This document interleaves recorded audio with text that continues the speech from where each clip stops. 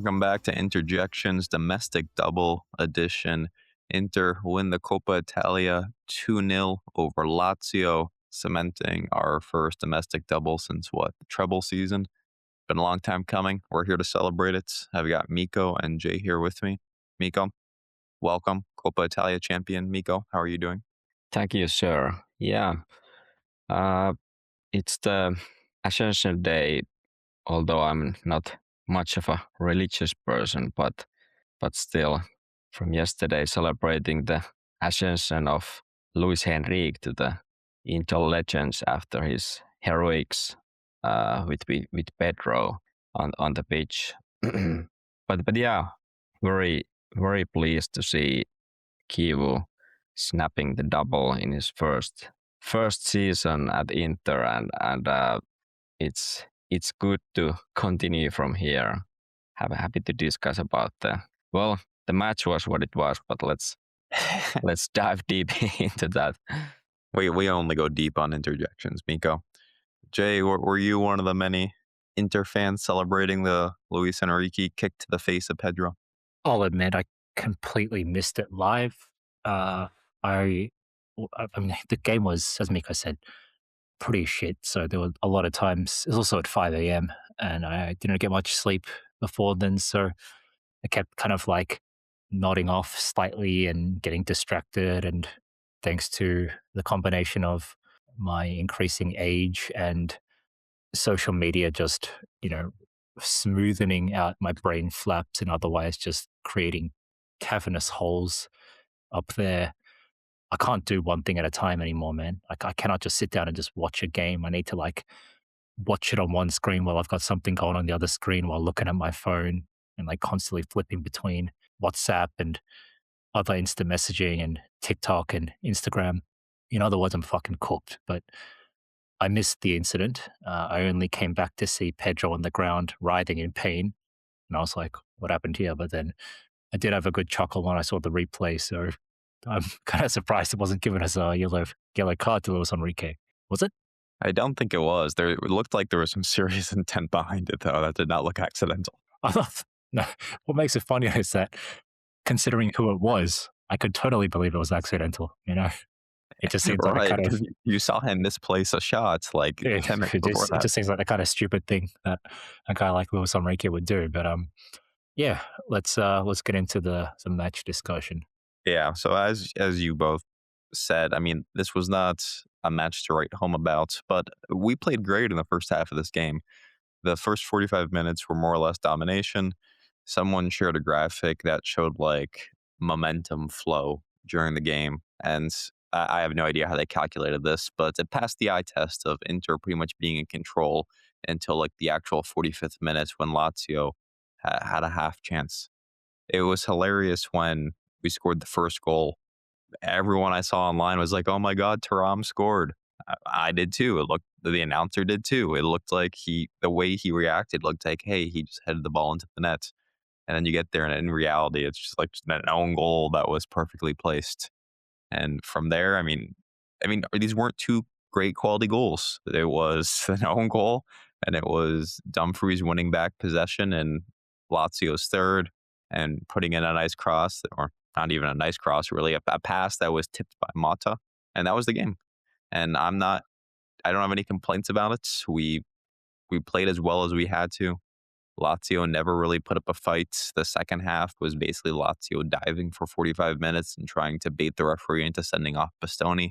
It didn't work, and as a result, we get the domestic double. So we can talk about individual player performances, but before we do that, just wanted to appreciate this moment and what it means, because this is not something that's easy. I mean, we all agree the Coppa Italia isn't some overly prestigious trophy. We don't go into every season saying we got to win the Coppa. But this feat hasn't been pulled off in Italy since the Allegri Juventus years. We haven't done this in 16 years. Like, it's not something overly common. And for Kivu to do this in his first season as a full-time manager in Serie A, it's like he deserves a ton of credit for it, because we should be proud of the achievement. And it's cool seeing the players celebrate after the match with the 10 with the Coppa Italia badge next to it. Yeah, I I found myself caring a lot more about this competition over the course of the season than I have in the past, and I'm sure part of that is because the way the season went with us not really having Champions League football, but, I've been through this in the Conte years too, right? Where we locked up an easy Scudetto, we were knocked out of the Champions League early, and still I wasn't as emotionally invested in this as I was this season. That's because the players cared, and we made it very clear this was a target of ours and this was something we wanted. So I had a lot of fun going along for this ride. The atmosphere in the stadium seems great. There were a ton of Inter fans there, and this is. I was talking about during the build up to the Parma match. There was really not like a coronating moment for this team where you're like, okay, now they're champions. And this felt like a proper coronation to me in many ways, where it's like, okay, here's our cup final win. Here's our big moment that we're all going to remember as we look back on this season. And yeah, just a great accomplishment. Jay, how do you feel about the match? I mean, do you think we played well? Are you proud of this achievement? Uh, do I think we played well? Yeah, we did. I thought it was a scrappy game, but it was scrappy because Lazio were unable to cope with the weight of the pressure we put on them. I felt like our chances were a little bit scrappy as well. I felt like there were a lot of instances where we had someone running along the right hand flank, whether it was Dumfries or Turam or later on Bonny. Uh, and then they just kept putting in really, really low quality, kind of rolled cutbacks to that were cleared by the first man. I felt like there was a lot of that for some reason. It was almost as if like I don't want to say there was a lack of effort, but I don't know. It just felt a little bit less purposeful than I'm used to seeing from the guys. But and that was kind of personified by the way you described the second goal. Dumfries did really well to steal the ball, but can we just talk about how shocking Nuno Tavares' like awareness or sense of urgency was in that moment? Like he was just, he may as well have been just chilling on the sidewalk, vaping or something. He was just absurdly casual, and then had the ball stolen from him by Dumfries, made to look like a complete fool. Again, Dumfries comes up big against Nuno Tavares, but and then Dumfries puts in, like you said, a pretty crappy cross, which Motta tipped towards Lautaro. Uh, but yeah, there's a lot of scrappy moments, and like I said, that was facilitated by us putting pressure on Lazio, and then barely being able to create anything of substance. They were rushed into a lot of long balls, which didn't end up sticking for them. And it wasn't until the second half, as you mentioned, that Noslin really had a single decent chance. Uh, as for, I think you asked, was I proud of the team or was I proud of the achievement? Short answer, yes. I mean, I am seeing a lot of discourse online, especially from salty Juventus fans and Milan fans, saying like this is the weakest the competition's ever been, both Serie A and or the Italian league in general, of course, um, and that Inter are the weakest champions in a long time. But someone's got to win it. You can't just cancel the championship because all the teams are shit or something like that. So someone's got to win it. And at the end of the day, we won a shit league convincingly, right? We are now currently 15 points ahead, if I'm not mistaken. And we put up convincing displays in the Coppa Italia and made somewhat of a training exercise out of the final too. That could have easily finished 3 or 4 nil. I felt, had we been a little bit sharper in the final third. And so I don't argue in the slightest that this is not a particularly strong period of Italian football. But like I said, if that's the case, then the least you can do is show that you are above the kind of the par level of the other challenges. And we did that convincingly with the domestic double. So I'm very happy in that regard. Yeah, that's the thing, right? It's like it was a convincing league campaign in the end. It was a convincing Copa in the end. There was never a real moment where we felt threatened in the Copa that we were going to be knocked out. And to win the Scudetto with so many matches remaining, it just shows that, okay, like, sure, maybe you're saying your own teams are bad, which they are, but that's not our fault. And we did what we had to do. So it, definitely something I think we should be proud of. Mikko, what were your thoughts on us earning the quote silver star? Yeah, I think kind of agree a lot what Jay said that This is a podcast first. what can you do if others aren't that good? Like that's the least that you can do. You just go and win the whole thing, and we won the double. The Coppa route for us wasn't like super hard, although the Como at the time we played against them were kind of at pretty high in their game, and we managed to still get to the final, which was cool, obviously. Uh, this match, I gotta be honest, Lazio wasn't particularly good, and we can see in the standings that's probably their level, what the standings show, and not that they are in the final. That they weren't that good. We scored our kind of typical goal from a set piece to set the tone of the match. Although we started uh, pretty strong from the first minute, and then that kind of I don't know from eclipsed as we scored the first goal, and then the second goal was a bit hilarious as Jay mentioned. Uh, the first half was like you guys said, we were quite strong in the first half, and that kind of set the whole thing. Uh, Set the whole thing that okay, there is just no proper opponent for Inter at Italy at the moment. There were no proper competition in this match because we were so much better than Lazio. Although in the second half there were moments if they had scored, it could have been a bit different. Obviously, if they scored the 1-2 goal in certain moments, it would have been different ending, but that didn't happen partly because of our defending or well, I think Martinez pulled off a nice save with his face at like 15 minutes before the end.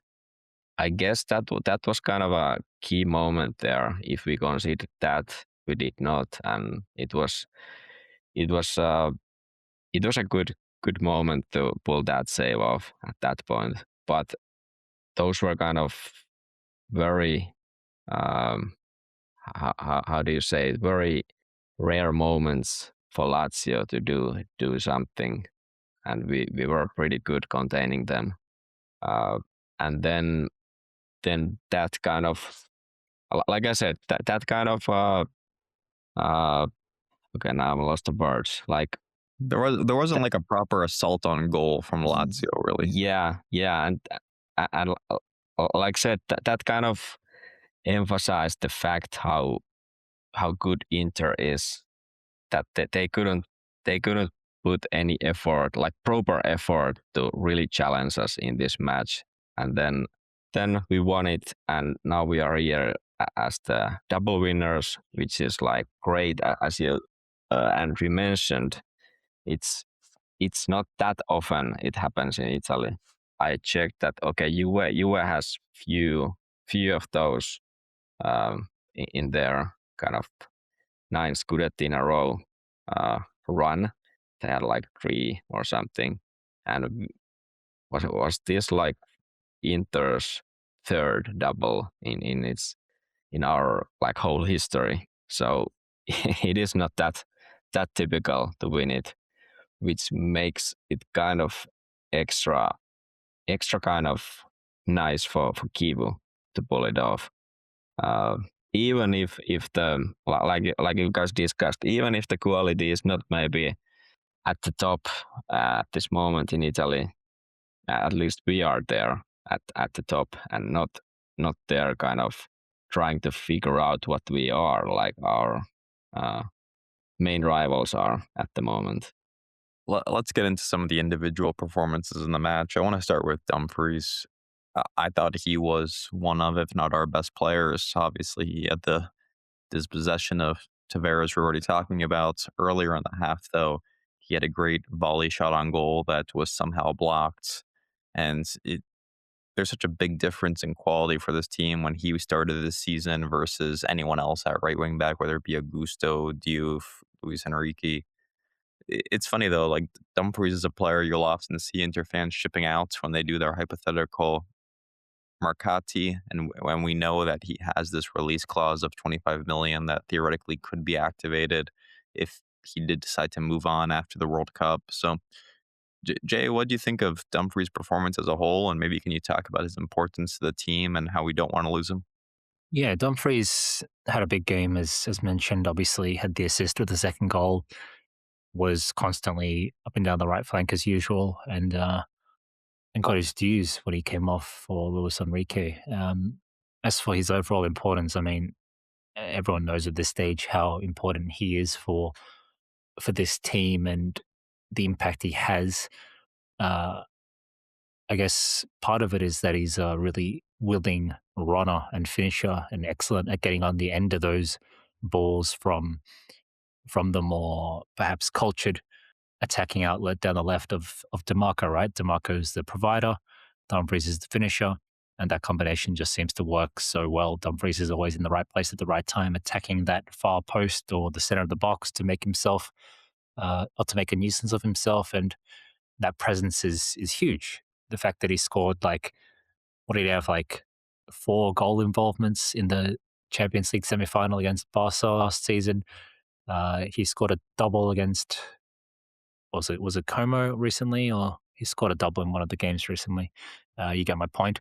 Uh, on top of that, you got a big game performer as well in the player, and he's not too shabby defensively, not great. Actually, I think he's pretty damn good defensively. He might not be, like a Zanetti or anything, but again, we're talking about different types of players in different eras in different positions as well. So I don't think there is like any, you know, astoundingly secure defensive right full wing back out there. So Dumfries is as good as it gets in that regard as well. So all round, he's a fantastic asset to have in the team. I do understand why it's a player that creates some division in terms of, I guess, the longevity uh, of his tenure at Inter.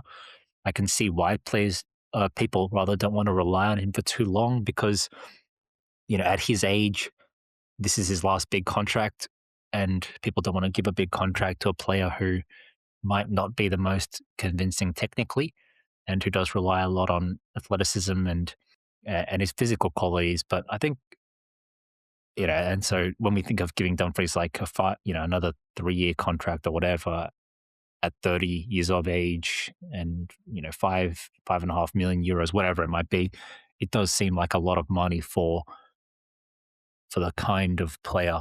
And you immediately think of his skills, right? But as mentioned, when you kind of factor in the intangibles or I don't even think they're intangibles. Like I said, the power, the physicality, the aerial presence, the goal scoring awareness and finishing ability and positional ability and the timing, the attacking runs and the defensive effort, even if he does diminish in speed and sharpness, I still think there's a hell of a player there. So as long as the system allows us to make use of him, which I guess pretty much means Dumfries and DeMarco have to be paired together, because if we hypothetically replace DeMarco with like another version of Dumfries, then Dumfries' efficiency is just going to fall off a cliff as well. He needs like a provider down the left flank, whether it's a Sucic to help out with that Bastoni DeMarco combo, or like a Thuram or Bonnie drifting out to the left wing and finding Dumfries at a far post, whatever. He needs someone down that left flank to bring him into the game, and to that end, his destiny will be inexorably connected to whoever our left-sided players are. But nonetheless, there's a strong argument to just, I feel really bad saying this, but like kind of bite the bullet and just give him the contract extension, because I don't think we're going to really get anyone that much better. I mean, Palestra is an interesting prospect, but this is again just this breakout season. It's always risky to replace a proven commodity with the hot new prospect off the block, right? So Palestra, I like what I've seen. I do, but again, Palestra hasn't been performing in Champions League semifinals and quarterfinals for the past 3 years, and that kind of thing. So I'm still a big fan of Dumfries, despite the holes in his game. It's all about masking them and getting him basically on the end of things rather than on the ball.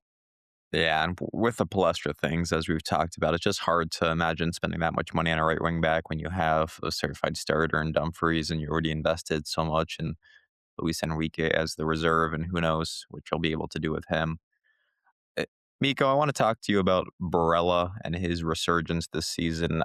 DeMarco, of course, will win all the praise for the bounce back campaign he had. He had a bit of a poor season last year, and now he's going to win the league MVP. But in the last third of this season, Barella has really become the player he used to be, looks more energetic on the pitch. He's been involved more on a goal scoring standpoint, getting 2 or 3 goals over the span. And from my untrained eye, it looked like he got some major minutes at Regista yesterday, allowing Zelensky to play further up the pitch. I noticed Barella kind of back with the defenders a lot more, being on the ball. And I'm really proud of this guy's performances. This is the player we all love. This is the guy who is, the vice captain of Inter. And it's just been so impressive to see him kind of rediscover his form. So what do you think of Barella yesterday and just generally the past few weeks? Yeah, you said it well that he has kind of found his game again. It was a bit maybe in the downside throughout the season at some point, but he really found it now at the key moments. And yeah, a couple goals has come from him as well. But of course the biggest factor in Barella at Inter is kind of his overall game. His as we used to say, he's this engine of this whole team because he's everywhere. He's involved in the attack, and then he's always running back to defend on the right flank when needed. And he's usually topping those when you see those distance covered metrics there in the TV screen. He's usually topping those or at least visible in the top 5 or top 4, whatever the list there is. That's kind of the biggest factor in Barella why he's or not just the biggest, but one of the biggest things that he is this very durable guy who can just run and run. But then of course the ball playing skills as well. He's not like super technical, like super technical, but he can do enough, and he's a good passer. Uh, and the shot is not like world class level because it's all over the place most of the time, but still it's kind of a danger opponents at least need to think about time to time when the ball lands on him. But kind of the overall game of the guy is it's so important for the team that even during the times when he wasn't maybe doing that well, he was still playing because of all his general play is so key to this team. And I think it might affect positively on him if he doesn't play the 90 minutes all the time. That's kind of obvious, but for Barella to be able to then pull off these 90-minute games where he runs a lot, as our Mezzalas especially are kind of tasked to do, that's important. That he can then pull off these 90 minutes when we really need them.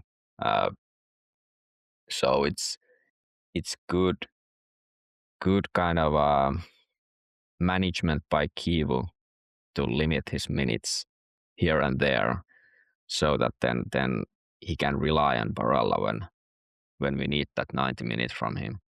Yeah, I completely agree. And obviously, Italy won't be at the World Cup this summer, as much as that pains me. And it should be a good opportunity for the Italian core, including Bastoni and DeMarco, to get some time off and maybe actually have a proper summer to heal. So maybe we'll get dividends for that next season, as much as it pains me. I guess the other thing we'll talk briefly about has to be the Martinez discussion again. Miko, Jay, and I talked a lot about this last episode, so I want to kind of put you on the spot again. You mentioned his save. I forget the exact sequence, but I'm pretty sure a Kanji helped with the intervention on that thing. And then Martinez ended up making the save at the end of it. But any just brief thoughts on his performance and your takeaway on if he's good enough to be the starter next season? Uh, yeah, I remember your discussion last episode about him, and I kind of agree.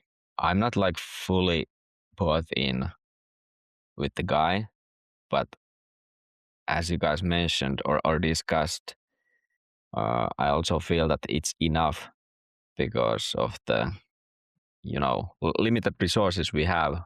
Why would we want to spend some of our resources on a new keeper? Because we probably will end up spending money even if we sell Martinez and buy a new one. So and the difference in quality, it's very debatable. Can we get much better one with our resources? Since we are not going for Svilar, Karnaseki level players because they cost like probably 50 million or something. So yeah, I'm on board with keeping Martinez as our first keeper next season. Mm, uh, I think the ball playing skills they are kind of good enough.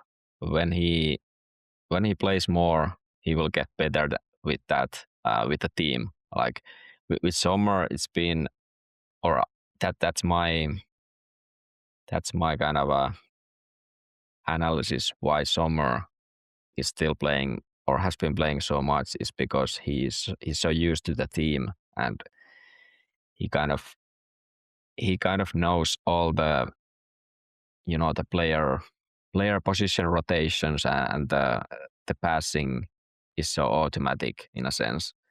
And I feel that even if Martinez has been with the team now for two years, probably the only way to really get into this rhythm with the building from behind or all the way from the keeper is to just play more games, like real games with the team.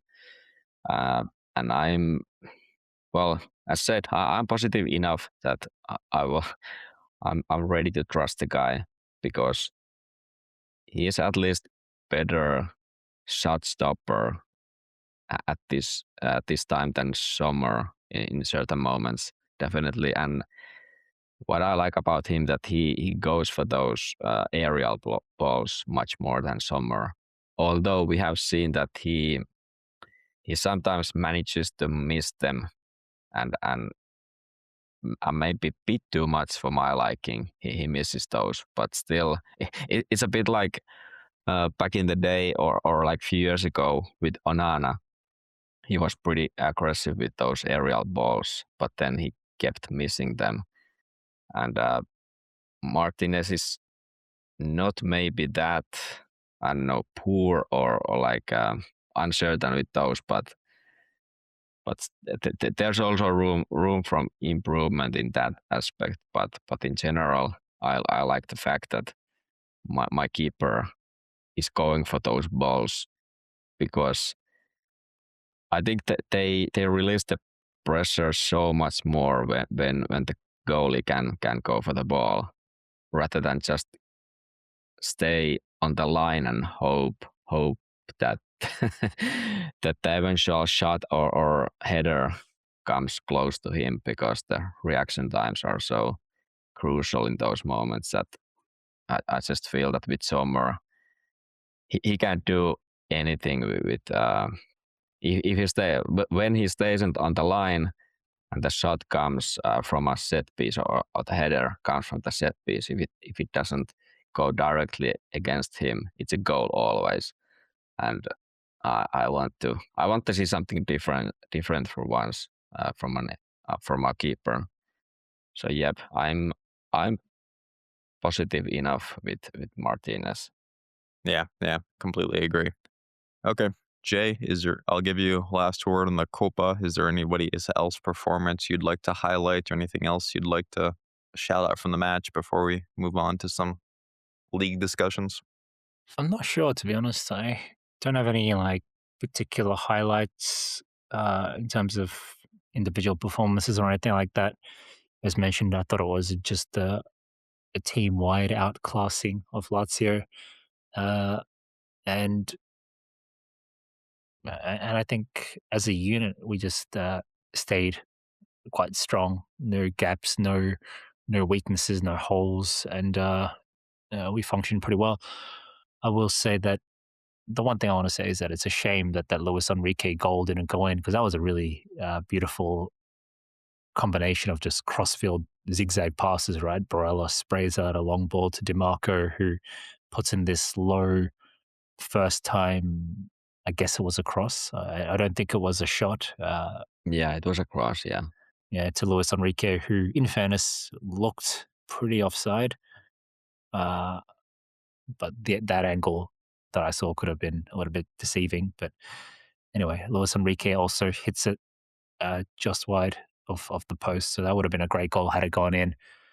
So that's a bit of a shame. But otherwise, yeah, let's move on. I think we all agree that it was a team effort, and as a team, we put Lazio to the sword very convincingly. Quickly, I want to get your thoughts about Susic's performance. What do you think about him? Weak. Weak, really? A little bit underwhelming, to be honest. I was kind of hoping for a big show from him, considering his recent strong performances. And I was saying to some other friends in like a WhatsApp chat, I was saying I feel like there's a Sucic goal coming. For some reason, I was feeling it, but then he just kind of didn't really make much of a presence of himself in the final third. I felt it was a little bit underwhelming. Then again, I felt most of our midfielders were pretty tame, but again, we didn't need anyone to like step up particularly aggressively or to really dominate the center of the park. As a unit, we controlled the space pretty well and kept possession as well as we needed. And I felt when Mkhitaryan came on, did Mkhitaryan come on? Am I just imagining it? Yeah, he came on for Sucic. Yeah, I thought Mkhitaryan was actually probably a bit better than Sucic when he did come on. So at least he was more eye catching to me. But again, as I mentioned, it was a game where my attention was fleeting. I guess I might fully commit to the bits and just say that I thought Sucic was probably our worst midfielder of like the big four. Zielinski, I thought, had a nice game. He was pretty involved. I mean, he had a few opportunities to score they didn't quite capitalize on, but I was happy with his performances. I'm not saying Sucic was bad. I just thought if I were to rank my midfielders from yesterday, I'd probably put Barella 1, Zielinski 2, and Mkhitaryan 3rd. It's not like I'm a Mkhitaryan lover either, but yeah, no, I just thought it was kind of an anonymous game from Sucic. I did see the praise from Morata for him after the game, though. Did Morata call him the best young player in the team? Something to that effect. It was very flattering, so we have that going for him. Yeah, I thought Sucic performed pretty okay. It was interesting to see how they kind of swapped the roles there. In the first half, Barella and Sucic were running the show, like down the in our half or in the middle of the park, and Zielinski was up more like in the Mezzala role. But then they swapped that at the halftime, and Sucic and Zielinski like swapped their roles there, and then Sucic came off. Maybe in the second half, Sucic kind of didn't fall off, but wasn't that involved and was maybe, I don't know, maybe running out of steam or something, and Kibu wanted a bit more spark there with Mkhitaryan. But yeah, I think Sucic was okay. Okay, I think the uh, regista role for him, it's a bit demanding still, but I think he's uh, or let me put it this way. It's nice to see him play that role like here and there when there's the opportunity, so that he gets to know what it needs to play there, because he's still so young that uh, I would really love to see that he can pull off many roles in the midfield. And as said, he's so young, so there's a lot to still kind of absorb, or kind of understand the game more, and learn the game. And what's the better way than actually playing the game in those different roles? So happy to see him doing that, and giving him the opportunity to do those different roles. But yeah, let's move on. All right, let's talk a little bit about top four because you know Conte and Allegri got a lot of heat because they were deferring expectations, and they said they aren't competing for a Scudetto. They're competing for a spot in the top four. And it turns out they were right. They are competing for a spot in the top four. So the after a string of just hilariously bad results from Milan and Napoli, their seasons are now on life support where they need to win out to guarantee themselves some Champions League football. You've got Roma nipping at their heels, Como an outside chance, but still a chance of qualifying for the Champions League. Juve is still technically in the picture, but I've emotionally accepted Juve will get across the finish line here and qualify for the Champions League. So it's going to be a fun battle as we head into the last 2 weeks of the season, and it's kind of the battle to watch in the league with us having wrapped up the Scudetto. I do think there's a relegation battle you can check out between Lecce and Cremonese, but obviously this is much more exciting. So I'm looking forward to this. I'm really hoping Roma get across the finish line. What is this guy's name, Miko? Malin, Malin. He's been phenomenal Daniel Malin. in the league. Yeah. What's his record now? Like 12 goals in 13 games or something. It's absolutely insane. Like incredible performances from him. If Roma fails to qualify for the Champions League, there's talk that they're going to have to raise 80 million in sales. It's like, will they even be able to keep Malin?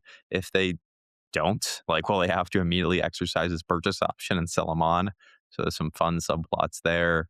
If Milan fails to qualify for the Champions League, surely they oust Allegri at that point, right?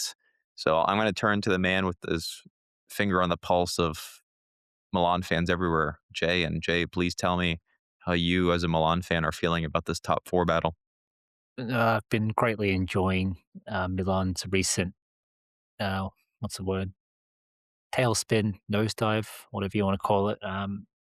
Their recent kind of capitulation to the point where what looked like a fairly comfortable Champions League place is now a little bit less so. I mean, I still think they'll probably make it, such as I guess, uh, the situation with the rivals around them in the table, but they officially dropped out, uh, or they officially dropped to fourth place, having been third for a long period of time, and obviously second for an even longer period of time. So seeing them fall down the table, and now I think they're equal on points with Roma. That's great, and there's still a little bit of time for them to maybe even slip out of the top four, which would be great for me. I love to see that happen. And Roma, frankly, deserve it. They've lost a lot of games, but they've won as much as Napoli, who are in second as well. So, uh, they've had issues throughout the season, but it's a new project for them under Gasparini.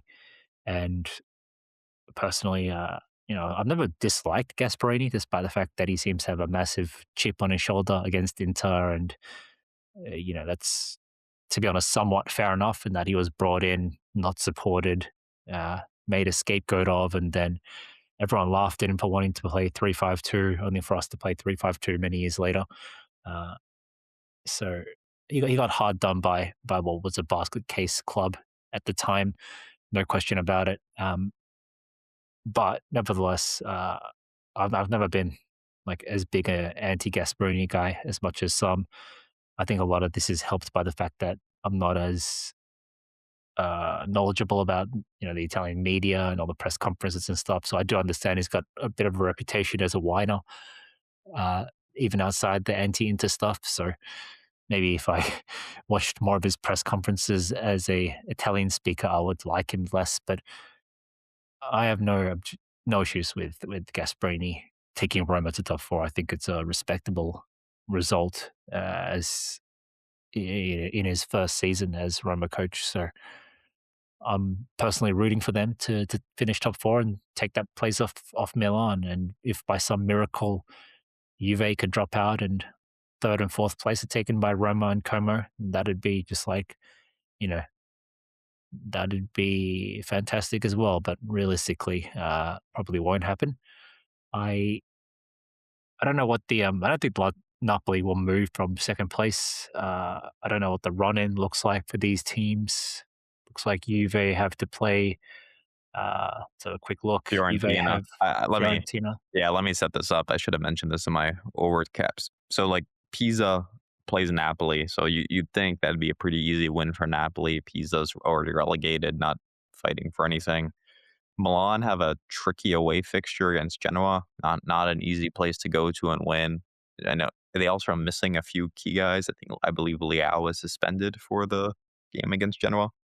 Roma have the derby against Lazio, and Juve have Fiorentina. Fiorentina not playing for anything, but Fiorentina claims they don't like Juventus. So, and then who does Como play? Como plays Parma. Yeah, it's again with the run in, and then on the last match day, you've got Milan hosting Cagliari, Juventus playing away in the Derby della Mole against Torino. But that is again, I think that might be the single most one-sided derby I've ever seen in my life. It's like Torino haven't won in forever. If I'm not mistaken, the last results or the last 20 results are like one Torino win, one draw, and like 18 Juve wins or something like that. And probably 15 of those 18 wins are 1-0, because this is a dog shit game with two dog shit sides.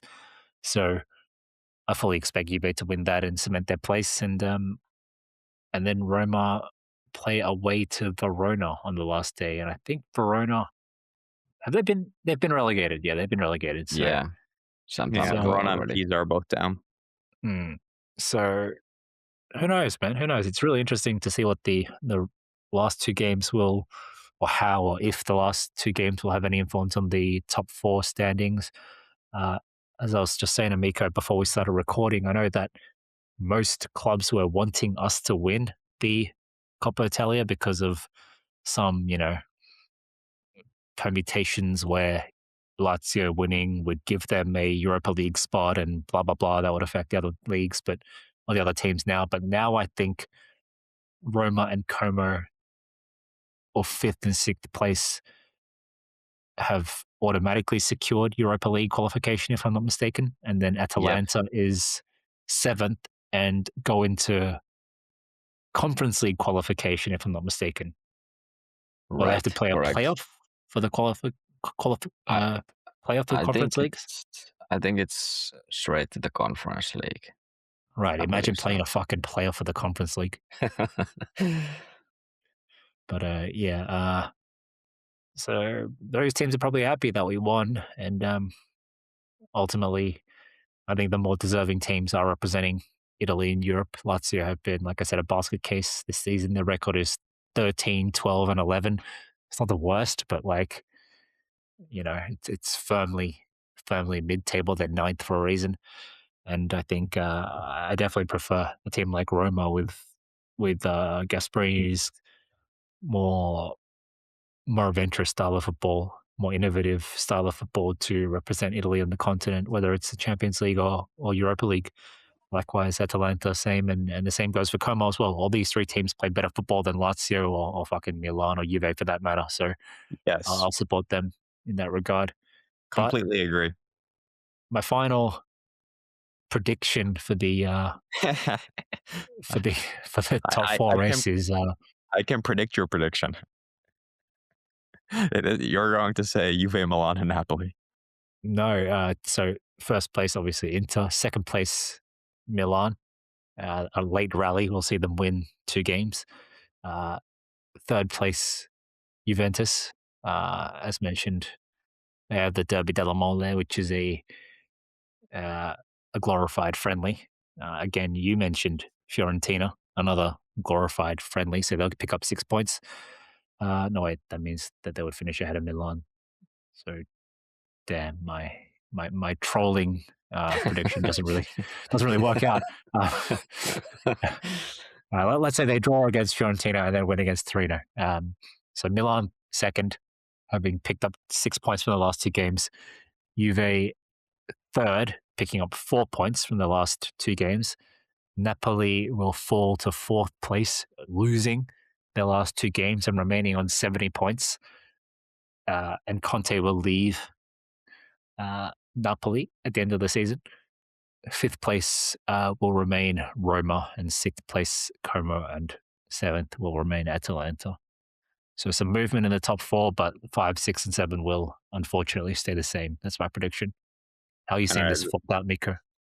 let the record show I nailed your prediction. Before I let Miko go, I just want to say, like, I completely agree with you though about like stylistically, it'd be nice to like reward Como, reward Roma, who have like done some like innovative and like they play better than Milan, which makes me want to punch myself in the face watching them play because it's so poor, and even Napoli to a certain extent. So I'd like to see these other clubs rewarded as much as I'm also just rooting for our rivals to fail. But anyway, go ahead, Miko. So my prediction, okay, let's go. I feel that Napoli will stay as the second. They'll win Pisa and then they draw with Udinese, so that's enough. Juve, I don't know. I want to predict some kind of include some of my hopes to my predictions, but I think they will make it eventually. But they will get 4 points. So what is it? 72. Milan will they will get 4 points as well, but Roma they will prevail. They'll get the full 6 points, so they'll get the fourth spot.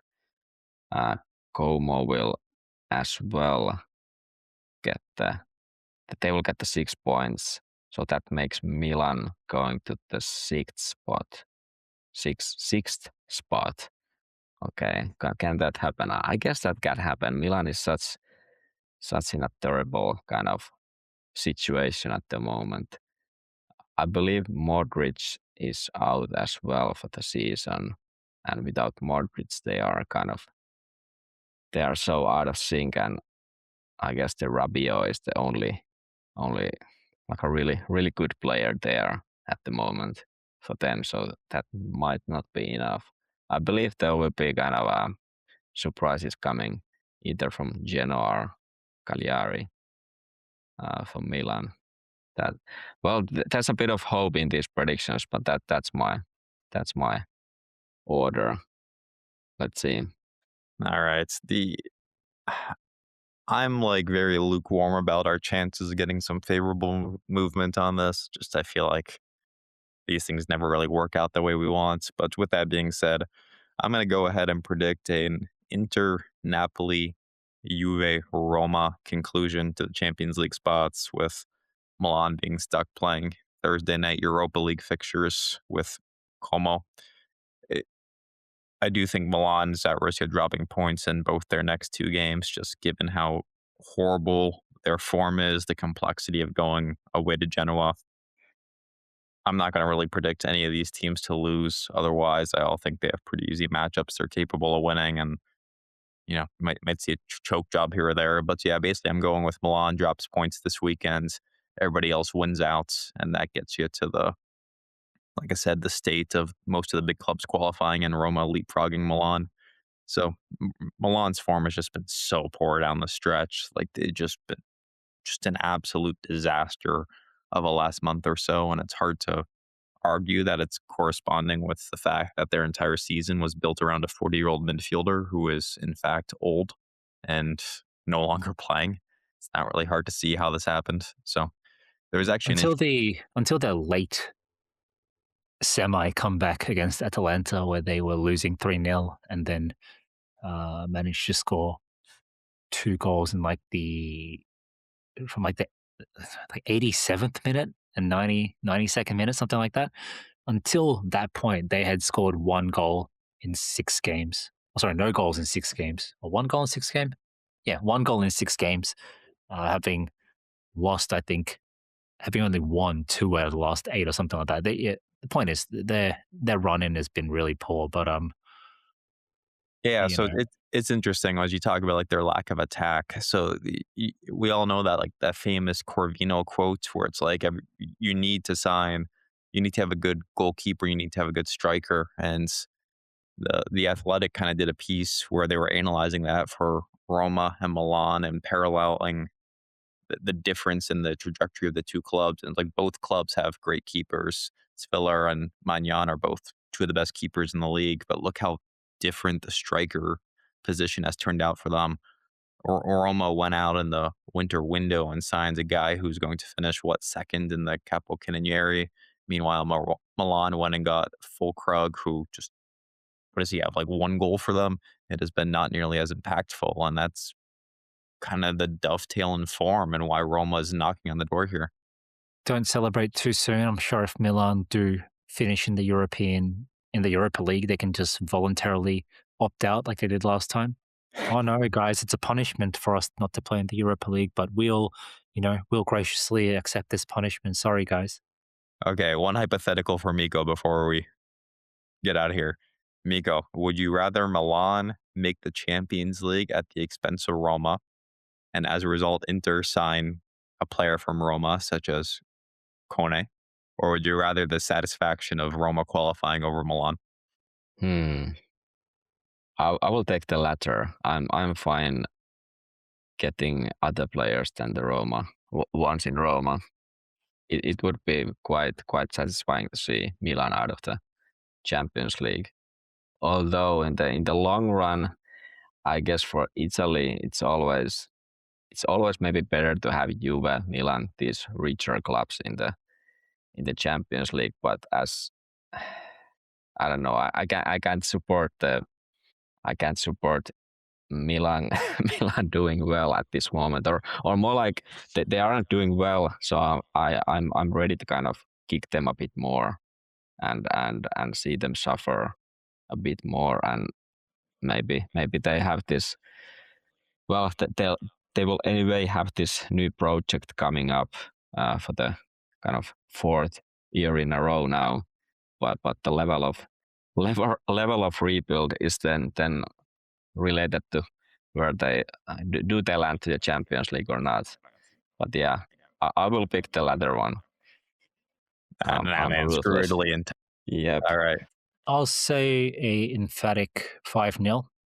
I know that sounds like a troll prediction, but I mean it. I feel like Verona, they've been relegated for weeks already. Uh, they again, it'll be a pretty chill affair in terms of the atmosphere. Verona fans and our fans get along or have like some historical relationship there. Obviously, it's our last home game of the season, so it'll be a party atmosphere. I feel like the players will be confident and relaxed following the confidence boosting Coppa Italia final victory, and just buoyed by the upbeat nature of the moment and by the freedom that comes with winning the double in the way that we have. I feel like we'll go out there and kind of style it up and probably score a couple of screamers out of nowhere. I'm expecting some long range screamers from like Turam and maybe Barella, maybe DeMarco as well. I'm expecting some big goals and some pretty football where we kind of toy with Verona. So 5-0 is my prediction. Miko. That's a big one. Yeah, let's go with something like that. 5-0, 4-0. What I really want to see is and we probably gonna see Sommer, Acerbi, Mkhitaryan, Darmian, who else? De Vrij, maybe that they should play or play part in this Mkhitaryan, match. perhaps. Yeah, Mkhitaryan. I think I mentioned him already. But do we have anyone else? Maybe those 5 are the ones Di we're Gennaro. gonna. I'm just Yeah, messing. let's see. Let's see. Let's see. Maybe he plays. Maybe he plays. I do But think he'll play against. But what's our last match of the season? Bologna. yeah, Bologna away. I don't know. Well, maybe. But yeah, I want to see these veterans having the kind of the farewell moments. But yeah, maybe I'm gonna say 4-0. Wow, you guys are feeling bold. I do get the logic of it. Playing an already relegated side, they have absolutely nothing to play for besides pride. We'll be in celebration mode. I do think the combination of the players we'll have on the pitch, who I think, to Miko's point, are going to be maybe some older guys, combined with just we don't like we're playing for fun. Maybe there will be a bit of a missing intensity. I'm not willing to predict like 4 or 5-0. I was going to go with a 3-0. This feels like a prime Bonnie game. Like we go up 2-0 and he scores a completely meaningless goal where he goes it alone. So give me like some combination of Lautaro, Thuram, and Bonnie scoring 3 goals for us. All right. I think we can conclude with a Jay's hot betting tip. Uh, I mean, you have to go with the Premier League at this stage, right? All the other big leagues are still or have been decided. And Premier League, I guess there's like a tiny chance that Man City might catch Arsenal. I mean, there was some massive controversy this week where a late was it West Ham or was it Aston Villa? West Ham. I always get confused between those fucking maroon and blue teams: Burnley, Aston Villa, West Ham. But yeah, there was a big controversy last week where, in the dying stages of the game, a West Ham goal was disallowed after a VAR review because the player fouled the goalkeeper, despite the fact that Arsenal have been doing that all fucking season, as we found out ourselves. But they've just been implementing this insufferable, their fans would call it revolutionary, groundbreaking, game changing. Everyone else would call it just a fuck off tactic of just like crowding around the keeper and then preventing the keeper from coming out to the ball and scoring basically these trash goals like that. That's how they've won the league. And yet, when it happened to them, VAR was quick to disallow the goal. So that was pretty disgusting. So they're playing Burnley this weekend, and Man City are playing Aston Villa. I think both teams will win, so I think it will go down to the final match day, but it'd be great if Arsenal could somehow drop points. The league, or the games in the Premier League that I think are worth betting on here are Chelsea-Tottenham. Both teams obviously shit. Tottenham need a win to conclusively cement their place in the Premier League this season, having overtaken West Ham in the out of the relegation spots. Chelsea are an absolute basket case, so I'm going to say Tottenham beat Chelsea. Let's go 3-1 at home. I mean, at Chelsea's home, Stamford Bridge, to seal their place in the Premier League, unfortunately, for one more season, thanks to none other than De Zerbi. But I will give one final Jay's hot betting tip, and this is the Scottish Premier League, where unexpectedly, unprecedented, you have fucking Hearts topping the league by 1 point, and it's been something like 40 years since a team other than Rangers or Celtic won the league.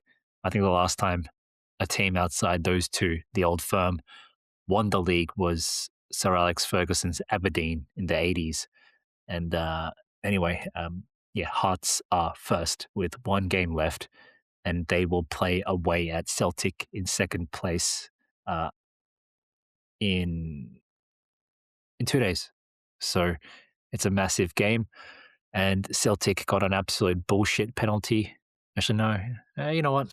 It's I've seen replays. I'm actually going to say it was fairly straightforward, but Celtic got a penalty, a very lucky penalty in the end of the game to basically win the game last week and keep them within touching distance of the title. So it's basically a grand final here. If Hearts draw, obviously they win the league. If Hearts win, they win the league. But if Celtic win, then they'll overtake Hearts and win the league on the last day of the season. Now, like everyone else, I don't give a fuck about the Scottish Premier League. But when these storylines are kind of brought to your attention with like an underdog story, then I think it's always nice to see the underdog come out on top here and there. So I'm going to go with my heart and predict a 2-1 Hearts victory over Celtic. But the cynic in me also predicts the opposite, a 3-0 Celtic victory to extend the hegemony for another generation. So one or the other, 2-1 Hearts or 3-0 Celtic. So I've given you guys some sizzling fucking hot predictions here. If there aren't, if you all aren't dripping in dollaroonies after this weekend, then don't blame me. If you all are still complaining about the cost of living crisis after this weekend, you only have yourselves to blame. I'm stunned right now. We just got a Scottish Premier League hot betting tip. You never know what you're going to get on an episode of Interjections. We've broken new ground here today. So thank you all for being part of that. That was a great tip because I didn't know this kind of situation. That's right. It's educational. It evokes interest. And now, at some point this weekend, I'm now going to Google Scottish Premier League scores when I otherwise wouldn't have. Exactly. It's the beauty of the man. Okay, Mikko, please do us the honors. Forza Inter. That's right. We'll catch you all next week.